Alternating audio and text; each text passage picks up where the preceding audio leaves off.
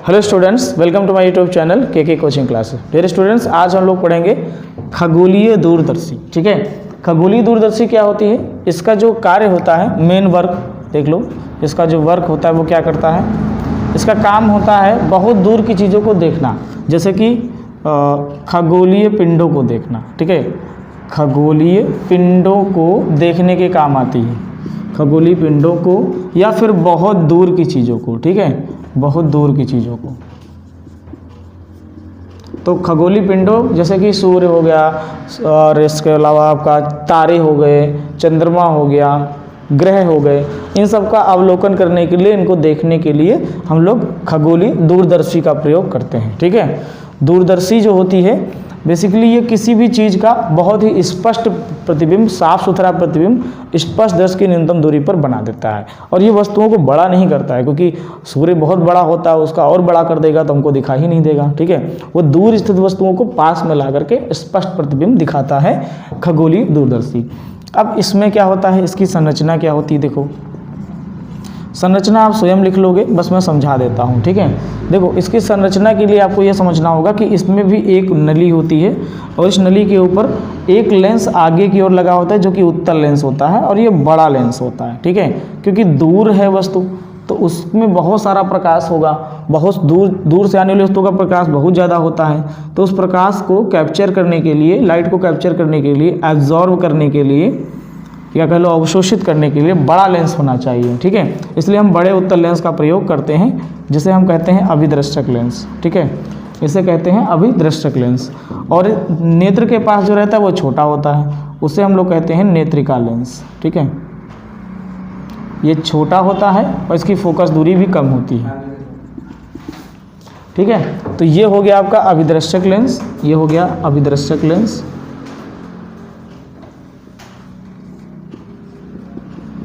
और ये हो गया नेत्रिका लेंस।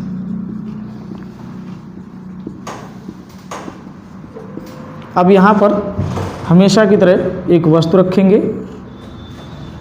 ठीक है, ये इसका स्ट्रक्चर हो गया, ये अभिदृष्टक लेंस, ये नेत्रिका लेंस। अभिदृष्टक का द्वारक यानी ये मुंह, इसका द्वारक बड़ा होता है, फोकस दूरी ज़्यादा होती है। नेत्रिका का द्वारक कम होता है, फोकस दूरी भी कम होती है। छोटा द्वारक होता है, फोकस दूरी कम होती है। ठीक है, अब यहाँ पर देखो इसके सामने एक वस्तु रखेंगे। खैर यहाँ वस्तु रखी नहीं जाती, क्योंकि हम बहुत दूर की चीज़ों को देखते हैं, और दूर की वस्तुएं बहुत दूर होती हैं, उनसे आने वाली उसको हम शो नहीं कर सकते। यहाँ पर बस इतना बताते हैं कि वहाँ से आने वाली जो प्रकाश किरणें होती हैं वो मुख्य अक्ष के नहीं, वो आपस में समांतर होती हैं। ठीक है, तो दूर से आने वाली जो प्रकाश किरणें होती हैं वो आपस में समांतर होती हैं। ठीक है, तो यहाँ से पहली प्रकाश किरण डालेंगे मुख्य अक्ष के समांतर, उसके प्रकाशिक केंद्र से, तो प्रकाशिक केंद्र से होकर जाने वाली किरण ऐसे सीधे निकल जाएगी। ठीक, और दूसरी प्रकाश किरण हम डालेंगे यहाँ ऊपर से ऐसे, तो लगभग मान के चलिए उसको ऐसे जाना चाहिए।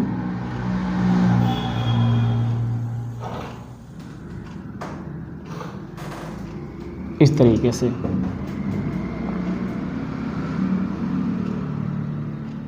दोनों किरणें कहीं ना कहीं एक दूसरे को काट रही हैं। कहाँ पर, यहाँ पर।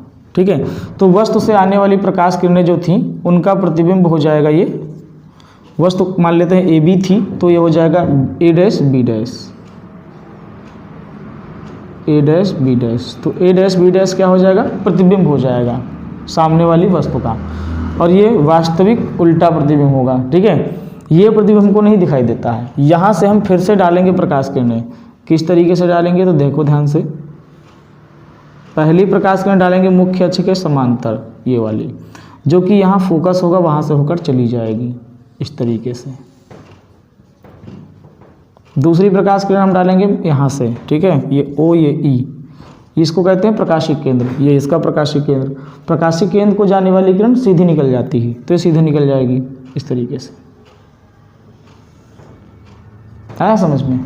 इन दोनों के बीच दूरी बढ़ेगी तो वहाँ नहीं मिलेंगे, इसको बैक साइड खींचेंगे।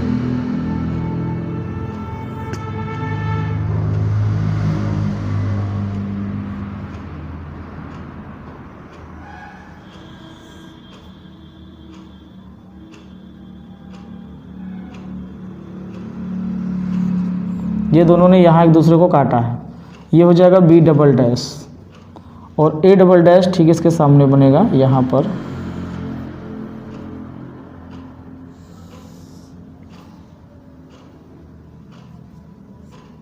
ये हो जाएगा ए डबल डैश। तो A double dash B double dash जो है ये हमारा अंतिम प्रतिबिंब है और यही प्रतिबिंब हमको दिखाई देता है। ये प्रतिबिंब स्पष्ट दृष्टि की नेत्रिका लेंस से कितनी दूरी बनता है? 25 सेंटीमीटर पर बनता है। 25 सेंटीमीटर मतलब स्पष्ट दृष्टि की न्यूनतम दूरी। क्वेश्चन आ जाए स्पष्ट दृष्टि की न्यूनतम दूरी कितनी होती है? 25 सेंटीमीटर होती है। ठीक है, यानी कि वहाँ पर रखी वस्तुओं को साफ साफ दिखाई देती है। तो ये डी दूरी पर बनता है, इसलिए हमने यहाँ पर इसकी दूरी को लिख दिया है डी। डी दूरी पर ये प्रतिबिंब बनता है। ठीक है, इसके अलावा ध्यान रखें ये जो है इधर की जो चीज़ है यहाँ से यहाँ तक की दूरी ये कहलाएगी यू ई। ठीक है, अब इसकी फोकस दूरी कहलाएगी एफ ई। तो आप देख सकते हो यहाँ पर ये प्रतिबिंब बन रहा है और ये प्रतिबिंब स्पष्ट दृष्टि की न्यूनतम दूरी पर बनता है और ये काफ़ी इस वाले प्रतिबिंब से काफ़ी बड़ा होता है। ठीक है, इस वाले से प्रतिबिंब से काफ़ी बड़ा होता है और स्पष्ट होता है।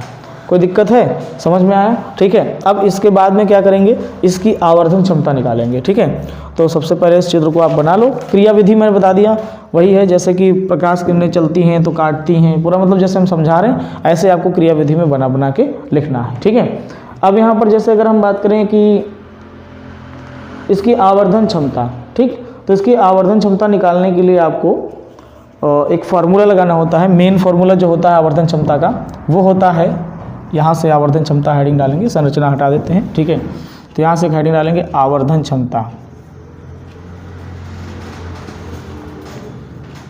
कार्य विधि और संरचना बढ़िया से बना के इसमें से ही लिख देना, जैसे संयुक्त सूक्ष्मदर्शी में निकाल के दिखाए थे वैसे ही। ठीक है, तो देखो यहाँ पर आवर्धन क्षमता के लिए जो फार्मूला मेन फार्मूला होता है वो होता है m बराबर माइनस FO अपॉन FE, ये सूत्र होता है। ठीक है, ये आवर्धन क्षमता का, दूरदर्शी की आवर्धन क्षमता का सूत्र होता है। नहीं, FO अपॉन FE नहीं होता, FO अपॉन UE होता है। FO upon UE minus FO upon UE ये मेन फार्मूला होता है। इसको ही समीकरण 1 मानेंगे। अब यहाँ पर पहला वही कंडीशन, दो कंडीशन इसमें भी हैं। जब अंतिम प्रतिबिंब